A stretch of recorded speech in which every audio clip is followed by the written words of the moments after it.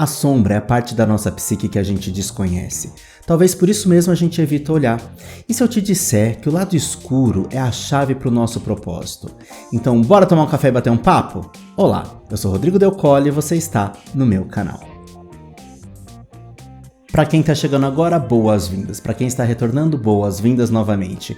Se você não me conhece, eu sou psicólogo da abordagem da psicologia analítica, que foi fundada pelo psiquiatra suíço Carl Gustav Jung, e por isso mesmo também é conhecida como psicologia junguiana.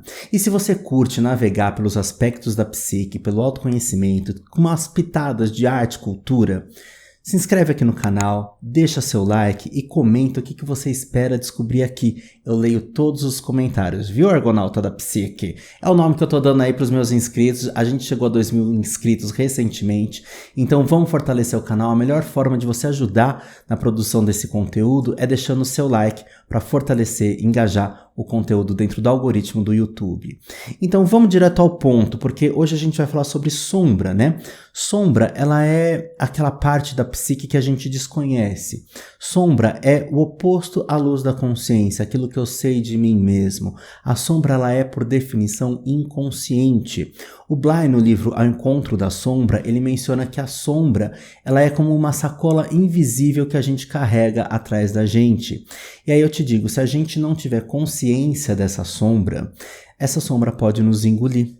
Tudo que é inconsciente é sombrio. Então, eu tenho todos os arquétipos na minha psique. Arquétipos são comportamentos, né? Formas universais de comportamento, padrões universais de comportamento. É como se fosse um algoritmo.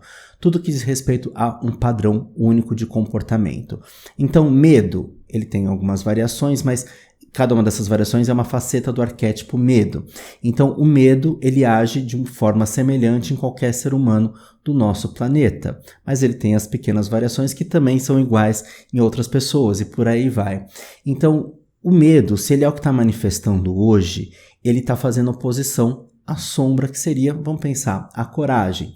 Então, a coragem estaria nessa sombra, nesse aspecto inconsciente, já que ela não tem força o suficiente, ela não tem força, energia psíquica o suficiente para ganhar a luz da consciência. E o trabalho de autoconhecimento é justamente a gente entender como que é a minha coragem, como que a coragem funciona em mim, como que esse arquétipo funciona em mim. Porque o arquétipo é uma forma universal de comportamento, mas também é uma forma onde eu vou preencher ali com as minhas singularidades, de acordo com as minhas vivências.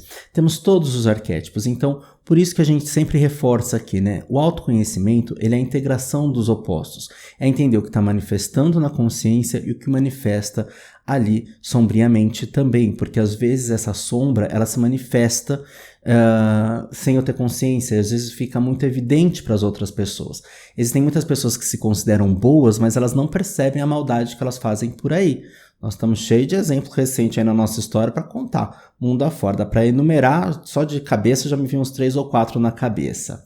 Mas o primeiro item da nossa lista aqui é reconhecendo a sombra. A sombra, ela pode vir através da projeção sombria. Projeção é aquilo que eu jogo para fora de mim, aquilo que eu localizo no outro. Seja uma expectativa que eu não reconheço, que eu estou cobrando do outro de uma forma desmedida e às vezes desnecessária, de acordo com a minha expectativa, com os meus anseios e desejos, mas também às vezes eu não reconheço que eu sou tal coisa e falo que o outro é. Às vezes eu falo que o outro é ruim, sendo que eu estou fazendo uma maldade, uma ruindade muito maior. Né? Então, o autoconhecimento é se colocar na frente de um espelho também e reconhecer, opa, eu também tenho a maldade. Agora, se eu não penso nem na possibilidade de existir a maldade em mim, aí a gente precisa conversar mais profundamente, porque temos, sim, em alguns momentos, né? Eu lembro muito de um caso onde a pessoa não se identificava com... Eu não vou dar muitos detalhes, né? Mas a pessoa não se identificava com a maldade. Ela achava que ela era mais ser de luz. Até pela própria religião dela, ela se colocava muito como... Eu não vou dar detalhe da palavra. O ser de luz eu acho que contempla genericamente muita coisa, né? Ela se colocava como um ser de luz, até que eu apontei, sinalizei para ela, né? Uma situação onde ela estava agindo de uma forma muito vilanesca mesmo, cartunesca, podemos dizer. Ela regalou o olho, essa pessoa regalou o olho e começou a tomar consciência, sim, que existem momentos da vida. Generalizar que todo mundo vai manifestar sombriamente, eu acho que é até incauto, né? Porque o Jung fala que o individual não importa perante o coletivo e o coletivo não importa perante o individual. Mas sim, a gente pode abrir um espaço para reflexão e tomada de consciência. Será? A gente perguntar, será? Já abre um caminho imenso para a gente se conhecer. Então, reconhecer a sombra é reconhecer também que mesmo quando eu estou ali triste, amuado, às vezes até me vitimizando, me lamentando, lambendo as minhas feridas, olha quanto drama, né? Lambendo as minhas feridas, claro, às vezes o sofrimento é legítimo, às vezes o sofrimento ele é até exagerado, né? Mas reconhecer que eu também consigo em outros contextos, aí é puxar na memória, né? Ver se em outros contextos eu também acabo agindo com o oposto. Às vezes eu acho que eu não consigo interagir socialmente naquela situação e acho que em todas as outras eu não interajo socialmente.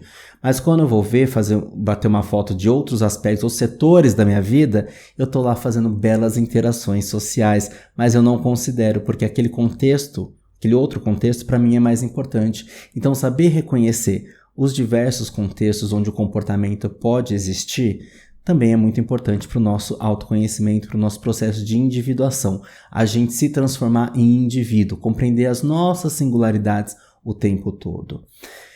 Número 2 da nossa lista. Jornada de individuação é justamente isso, é a gente se tornar inteiro, reconhecer luz e sombra, reconhecer os polos positivos e negativos dos nossos comportamentos. E reconhecer que muitas vezes, quando eu nego algo que está muito evidente para as outras pessoas, que eu estou recebendo um feedback, além de eu fazer um terrorismo na vida das outras pessoas, às vezes, né, eu estou me afastando de mim mesmo. Porque sombra também é aquilo que eu reprimo, aquilo que eu descarto, aquilo que eu escondo de mim, aquilo que eu não aceito. Aí se aproxima muito da questão do inconsciente freudiano, né? Que é o inconsciente pessoal apenas. Que o inconsciente pessoal é onde ali constam as repressões, os desejos que eu escondo de mim mesmo, eu até tenho uma leve consciência, mas eu não aceito porque considero impuro, ruim, algum julgamento moral em cima desses desejos. Então, assim, quando eu começo a reconhecer algumas coisas, algumas vontades, e também tem pessoas que não se permitem vivenciar coisas boas, e aí não tá nem só na questão negativa, né, de não ser aceito socialmente esse desejo, mas também tá naquela questão de, será que eu posso? Eu tô tão acostumado a ser podado, podada, e será que eu posso me permitir ir lá realizar? Será que eu conheço essa força dentro de mim?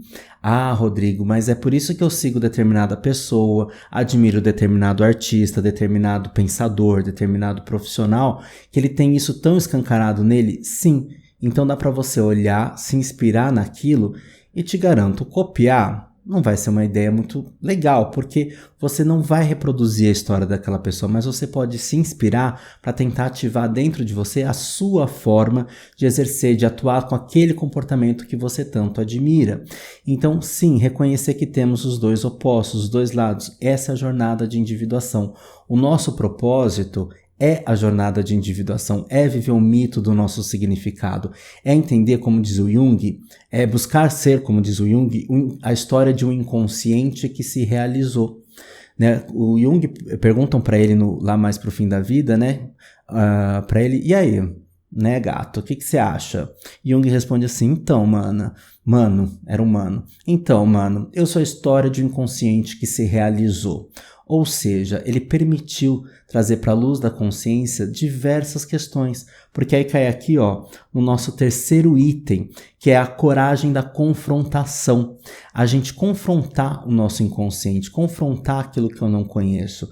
O Jung, ele tem uma obra chamada O Livro Vermelho, que é esse livro grande que está aqui, ó, atrás de mim, O Livro Vermelho. É um livro com ilustrações, um livro com textos, onde o Jung, através da técnica da imaginação ativa, e um parêntese aqui para você, que é psicólogo, analista, que está assistindo, sabemos, repitam com o tio, sabemos que não devemos fazer imaginação ativa em lives, né? Primeiro de tudo, porque outro dia eu vi isso. Não devemos fazer imaginação ativa em live. Não devemos fazer imaginação ativa com aquele paciente recém-chegado no nosso consultório. Porque eu não conheço muito sobre aquele inconsciente. De repente, eu posso levar uma pessoa a desencadear um surto psicótico, porque a imaginação ativa vai mexer com muitos conteúdos, normalmente reprimidos, né, sombrios, desejos que a pessoa não conhece, memórias, lembranças, traumas que a pessoa desconhece, não tem consciência daquilo. Então o Jung, quando ele entra numa crise, após ele romper com o Freud, né, um esclarecimento aqui também, né, o Jung não era discípulo de Freud. Freud tinha a teoria dele, o Jung estava estruturando a teoria dele também, se souberam um do outro, se encontraram, ficaram horas lá enfurnados num quarto, sei lá, fazendo o quê? Brincadeira, essa é a minha projeção sombria. Ficaram lá conversando sobre aspectos teóricos. O Jung, ele com o tempo acaba virando presidente da Sociedade de Psicanálise e aí eles rompem por algumas questões, inclusive a divergência entre conceito de inconsciente, onde o Freud coloca que só existe o inconsciente pessoal e o Jung fala que para ele é só inconsciente, e o Jung fala não, existe o inconsciente pessoal e o coletivo. Além do conceito de libido, onde para o Freud é só energia sexual e para o Jung é energia psíquica e sexual também, né? Então temos aí algumas questões. Então eles rompem e o Jung segue fazendo o trabalho dele e o Freud segue fazendo o trabalho dele. Mas enfim, o Jung já tinha a parte dele já em andamento e em estruturação. Tá? Inclusive o Jung já tinha ali o teste de associação de palavras, que futuramente deu origem aí ao pensamento do detector de mentiras, tá? Só uma curiosidade para vocês que falam que o Jung era discípulo de Freud. Não, não era. Trabalharam juntos e sim, foi presidente, mas não era discípulo. Discutiram muitas coisas, tal, colaboraram muito um com o outro, inclusive. Quando o Jung ele rompe com o Freud, ele entra numa crise existencial e ele vai confrontar o próprio inconsciente, porque a partir de um sonho, o Freud até acusa o Jung assim, mas através desse sonho dá para entender que você quer me matar. E o Jung fala assim, não é sobre isso. Aí que veio a história do inconsciente coletivo, arquétipos e tudo mais. E o Jung entrou em crise por conta disso, então ele se recolheu, ele fazia lá os exercícios de pranayamas, né, que são as respirações da yoga, fazia ali os asanas e depois nesse recolhimento ele fazia a imaginação ativa, que era escrita de texto, desenhos e a confrontação, né, a técnica da imaginação ativa, ela tem um protocolo, um procedimento de como ela vai acontecer, é você transformar em imagem, transformar em objeto, imagem física, né? Uma imagem mental, uma situação. E ali você vai ter todo um trabalho sobre essa imagem. E disso sai o livro vermelho. Os rascunhos do livro vermelho são conhecidos como os livros negros, né? Então o Jung tem todo esse trabalho. Esse livro não é teórico, ele é como se fosse uma espécie de diário, entre aspas, do Jung, onde ali está o inconsciente dele. É o confronto dele com o próprio inconsciente, né? E tanto que esse livro só foi publicado após a morte dele, porque assim ele queria, assim ele desejava. Então ali a gente começa a entender como que o Jung funcionava, né? Não sei se a gente vai ter nitidamente um raio-x, mas a gente vai entender como que era a subjetividade do Jung, desse homem que a gente tanto fala, né? Porque uma característica da psicologia analítica é que nós, terapeutas e analistas dessa abordagem, a gente está ali num processo em conjunto com o cliente, com o paciente. É um trabalho a quatro mãos. Por isso que nós, terapeutas analistas, também precisamos passar pelo processo de análise didática. A análise didática é essa análise onde a gente também se coloca, né, diante do método e passa com um terapeuta, com um analista mais experiente, porque a gente também precisa entender na prática como que é trabalhar com esse método e entender como que são os nossos sonhos, as nossas sincronicidades, os nossos sintomas físicos e psíquicos, como que é a relação psicossomática dessa história toda, né? E também ali a gente vai entender a nossa produção, a nossa expressão criativa, né? Às vezes através de arte-terapia, por exemplo. Tá? A Nise da Silveira é uma psiquiatra que fez muitos progressos nesse campo aqui no Brasil. Então fica de dica aí vocês estudarem também a história da Nise da Silveira. Mas o que eu quero dizer para vocês é, a gente compreendendo, nós terapeutas compreendendo também a nossa sombra, evita que a gente projete no nosso cliente, que a gente busque propiciar ali um ambiente onde algo possa surgir, emergir. E de repente, através da nossa função intuição também, a gente pode, de acordo com aquilo que o cliente está falando, o paciente está falando, às vezes nos atravessa uma imagem, a gente precisa entender, isso é meu ou isso pode contribuir com o processo através de uma sincronicidade, porque foi através de mim que a gente chega nessa informação. Por exemplo, a história do escaravelho que o Jung relata no livro, né? Uma paciente muito cética, ela estava falando sobre se eu não me engano, um broche, né, de um escaravelho, e nisso bate no vidro um besouro que não costuma ter naquela região, e por acaso Carlos Gustavo, ou Carl Jung, né, o Carlos Gustavo, ele conhecia aquele bendito besouro e falou assim, olha aí teu escaravelho, né, porque era da mesma família ali, mesma coisa. E a partir dali ela se sensibilizou para a parte oculta, para os mistérios, porque a psicologia analítica ela não busca explicar tudo. Né? Seria muita petulância uma abordagem só pretender dar conta de tudo. Né? O Jung diz isso sem usar a palavra petulância. A palavra petulância é minha. Mas a psique é muito vasta, como diz o Jung, para pretender que uma única abordagem dê conta de explicar.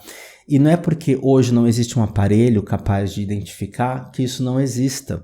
Por muito tempo as pessoas morriam contaminadas através de febre tifoide. Mas não se sabia que aquela água estava contaminada porque ninguém conseguia enxergar, não sabia o que era que tinha ali, porque não tinha aparelho para isso.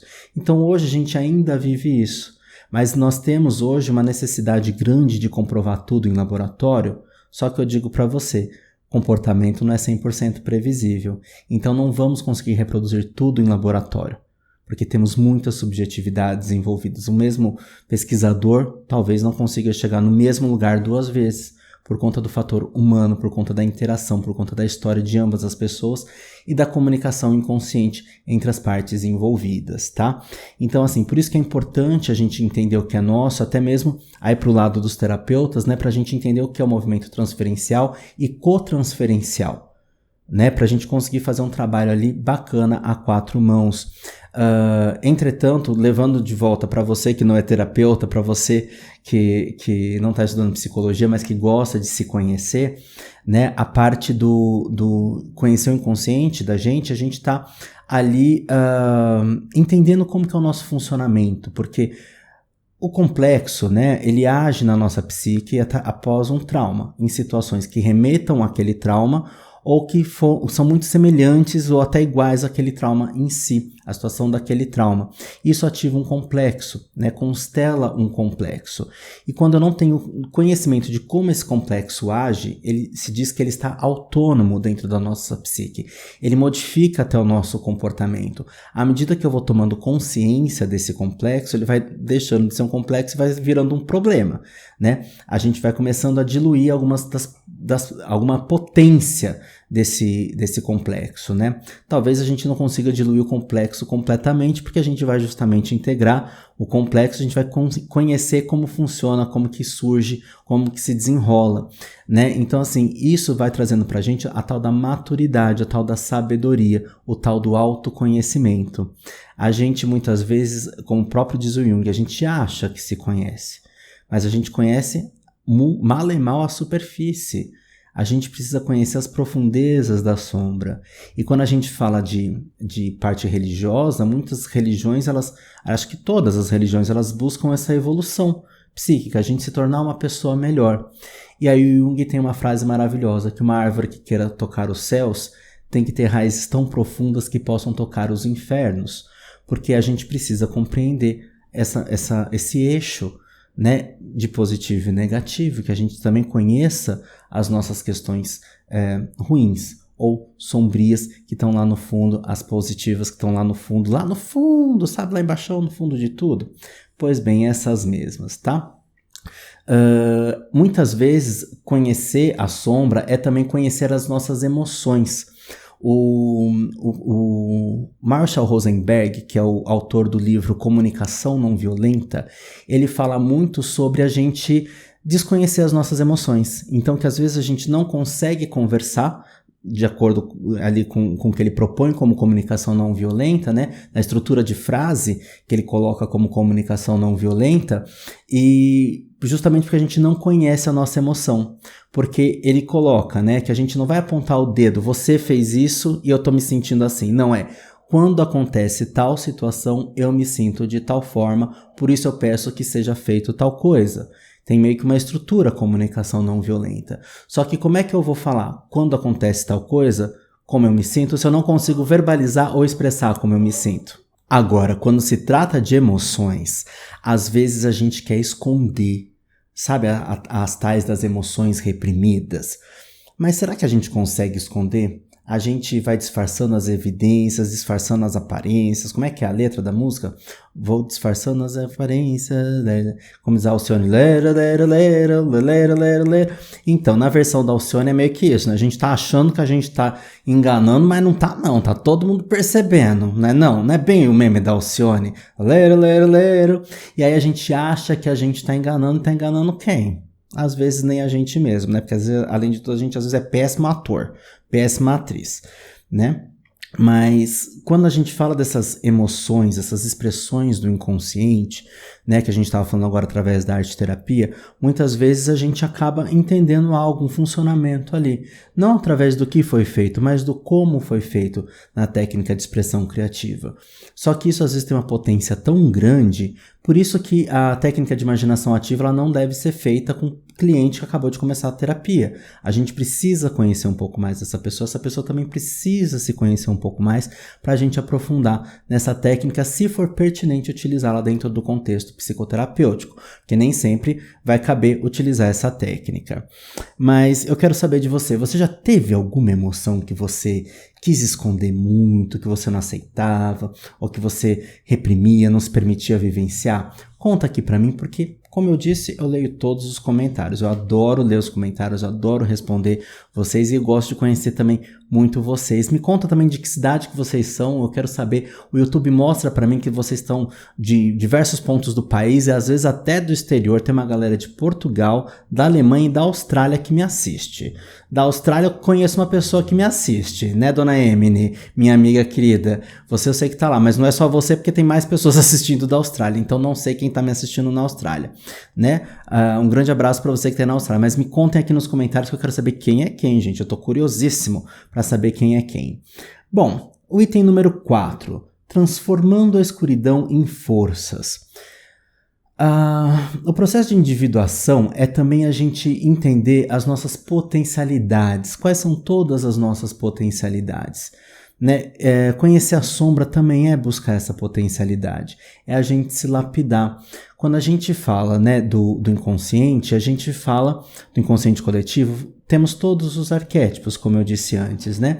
Mas quais que a gente vai buscar atuar, exercer? Aí a gente se depara com uma coisa muito frequente no mundo de hoje, que é: vamos ativar tal arquétipo, vamos ativar o arquétipo da Cleópatra, vamos ativar o arquétipo do gato, né? Enfim, gato não é comportamento. Cleópatra também não é comportamento. Se você tiver um conto, um mito, uma lenda sobre gato, esse gato exercer ali um papel como numa fábula, sim, é uma imagem arquetípica, é algo que representa um aspecto de tal arquétipo. Mas, se eu falei de tal arquétipo, parecia a Rita Von Hunt falando, não é mesmo? Rita Von Hunt, se tu assistiu um disso aqui, um beijo. Mas quando a gente fala de imagem arquetípica, a gente está falando de contos, mitos, lendas, fábulas, e assim vai. Cleópatra é figura histórica, não é imagem arquetípica. Pessoas não são imagem arquetípica. Quando a gente vai falar, por exemplo, de Cleópatra, a gente pode falar da astúcia, do arquétipo da astúcia, né? Mas aí a gente pode remeter a algum conto, algum mito, né? Porque, mesmo talvez ela não conhecendo nenhum conto, nenhum mito sobre astúcia, é arquetípico, acontece independente de conhecer o mito ou não. A Marie-Louise von Franz, ela sempre fala que é importante nós, terapeutas e analistas, nós conhecermos muito sobre mito. O Jung fala isso, o Campbell, né? O Campbell não era analista, mas ele era um grande mitólogo, né? Anísio da Silveira também. Só que se a gente parar para pensar, É uma megalomania querer conhecer todos os mitos, contos e lendas. Eu acho que nem o Campbell chegou perto de conhecer tudo. Mas a gente pode contar também com a sincronicidade e ir estudando conforme o tempo vai passando, porque senão a gente também não estuda. Então a gente vai conhecendo e de repente o nosso inconsciente se depara trazendo uma pessoa pra gente cujo inconsciente também está se comunicando com o nosso inconsciente de alguma forma. Para quem está chegando agora, na psicologia analítica, né, os inconscientes eles se conversam. Então, muitas vezes existe ali a tal da sincronicidade. Por isso que, ao acaso, um paciente, um cliente para ali no nosso consultório. Ou porque você conhece determinada pessoa, não precisa ser só na relação terapêutica, né? Porque o inconsciente estava precisando daquela experiência de alguma forma. Então, quando a gente fala sobre estudar mitos, é importante. Mas saiba que mesmo se você não conhece o mito, aquilo certamente é um arquétipo se manifestando ali através de um complexo, tá? Então, quando a gente vai buscar as potencialidades, a gente pode se inspirar em contos, mitos, lendas. A gente pode também buscar isso no aprofundamento em psicoterapia. Eu sou um defensor de que todos podem assistir vídeo, ler texto, post de Instagram, essas coisas todas. Matéria de jornal, essas coisas todas. Isso contribui certamente para o autoconhecimento. Entretanto, um trabalho terapêutico, um trabalho analista, ele é longo prazo, ele é profundo, ele tem uma continuidade, ele tem uma frequência onde você vai explorar mais personalizadamente, né, elucubrar ali, muitas vezes em alguns momentos, né, você vai elucubrar com o terapeuta, com o analista, algumas questões, vai resgatar, vai poder trabalhar sonhos. Né, a gente na abordagem junguiana a gente trabalha muito os sonhos, não a interpretação de sonhos. A interpretação de sonhos é muitas vezes eu dizer o que eu acho sobre o sonho, mas uma amplificação de sonhos. Temos vídeos sobre sonhos aqui no canal, vou deixar o link aqui na descrição do vídeo, mas para vocês entenderem como que é o trabalho com sonhos dentro do contexto da psicologia analítica, tá? E a gente também olhar para biografias, né? Eu gosto muito de ler biografias de pessoas, sejam elas famosas, não tão famosas, né? Porque às vezes tem livros que contam histórias de pessoas um pouco mais anônimas, né? Eu gosto de ler biografias porque a gente vai entendendo como a história daquela pessoa se desenvolveu, como que aquilo se desenrolou. Biografia a gente não está falando de conto, a gente está falando de pessoas que existiram, né? Ou existem. Então, como que aquela pessoa solucionou, o que ela aprendeu, qual foi a jornada dela, qual foi o aprendizado dela e o que a gente pode aprender através disso. Como que a gente pode se inspirar? Então, transformando, né, a escuridão em força é a gente buscar esse algo, essa semente que está dentro da gente que ainda não ganhou muita força. E aí a gente recorre a alguns fatores, algumas possibilidades. E número 5, a luz que surge da aceitação.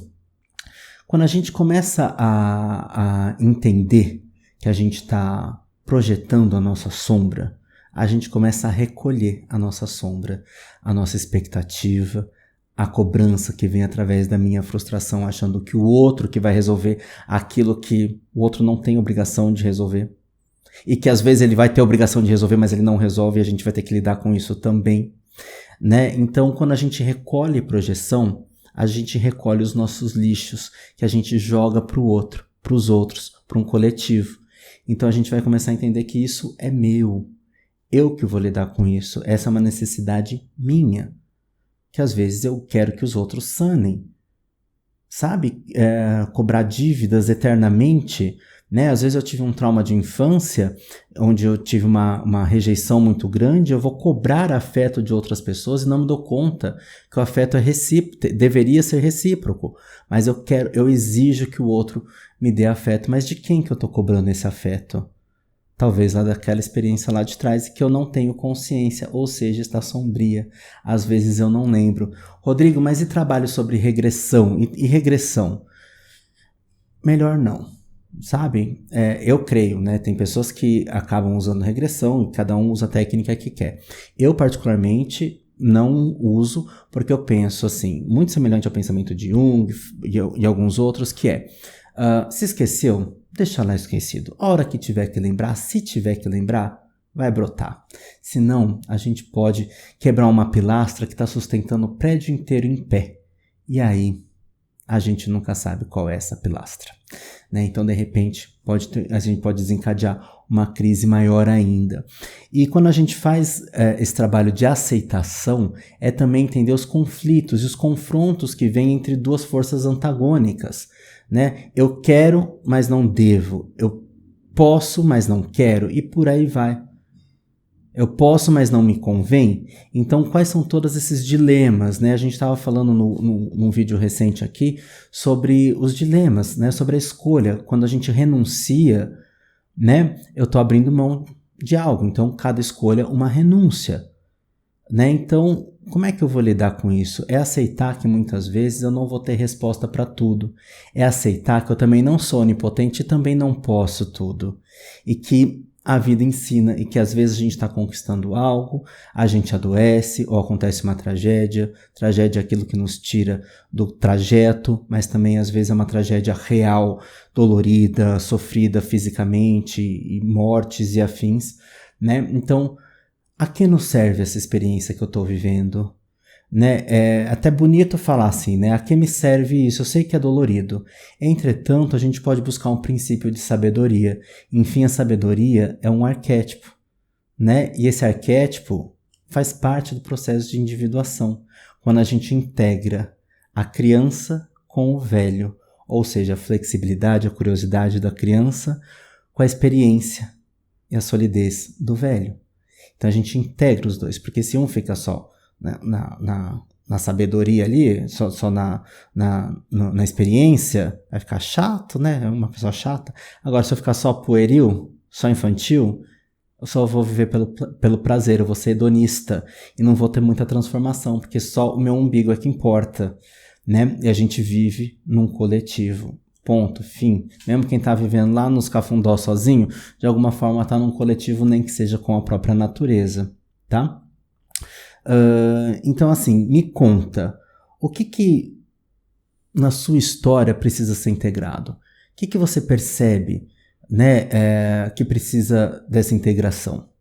Eu precisei integrar na minha vida vários aspectos, mas um que eu quero comentar aqui com vocês é a pessoa que tem uma preguiça gigantesca, mas que precisa fazer musculação. E a pessoa que gosta de fazer musculação, mas tem uma preguiça gigantesca. É sobre isso que eu estou falando e sobre outras coisas muito mais profundas também. Até na escolha vocacional, porque às vezes lá na meia-idade, temos um vídeo aqui sobre crise da meia-idade, a metanoia. Aliás, acho que é o vídeo mais visto do canal. A metanoia é essa crise da meia-idade, lá para os seus 35, 45, um pouco antes, um pouco depois, é quando a gente se depara com necessidades mais profundas da vida. E às vezes a gente se deparou lá atrás com as necessidades profundas da vida, então a gente procurou muito ser alguém no mundo, mas a gente não conseguiu construir o ter no mundo. E às vezes a gente não vai conseguir se sustentar, então a gente vai, às vezes, sucumbir a empregos que a gente não gosta, né? Mas às vezes a gente foi para um lado material, até legal, né? Conseguiu um emprego bom, um trabalho bom, dinheiro bom, mas falta esse algo dessa autorrealização. E aí eu te pergunto, será que é tarde demais para mudar? Quem que define o que é tarde demais? Acho que é mais a gente do que outras pessoas, né? É claro, outras pessoas vão julgar, a gente sabe que o povo tem uma boca que só por Deus, mas muitas vezes isso depende só da gente. Então eu devolvo para você. Tá com você a bola da tua vida é tua, a tua história é tua, o teu protagonismo é teu. Então não deixa ninguém roubar. Com prudência, com sabedoria, sem impulsividade, né? Muito planejamento, pensando sempre em transição. Nem sempre você vai jogar tudo pra cima, virar a mesa e sair fazendo. Não, às vezes tem que ter um planejamento, uma transição. Mas para isso a gente precisa o quê? Do tal do autoconhecimento. Entender qual é a minha sombra potente e que eu estou ignorando ou desconhecendo ou que não tem energia suficiente para que ela entre em ação. Então me conta. E eu quero agradecer a sua presença aqui no vídeo de hoje. Dá uma volta pelo canal, tem outros temas que eu espero que possam te ajudar bastante também. Me segue no Instagram, visita meu site. Quem quiser marcar uma consulta comigo, tem o Linktree aqui na descrição do vídeo com os meus contatos. Então me segue, né? Se inscreve no canal, compartilha, manda esse vídeo, copia o link e manda esse vídeo para alguém que você acha que pode se beneficiar desse conteúdo. E se você não conhece ninguém, deixa seu like. porque assim você ajuda o algoritmo a entender que esse vídeo é importante e ele vai entregar para mais pessoas. E é isso, a nossa corrente do bem. Um grande beijo e até o próximo vídeo. Tchau!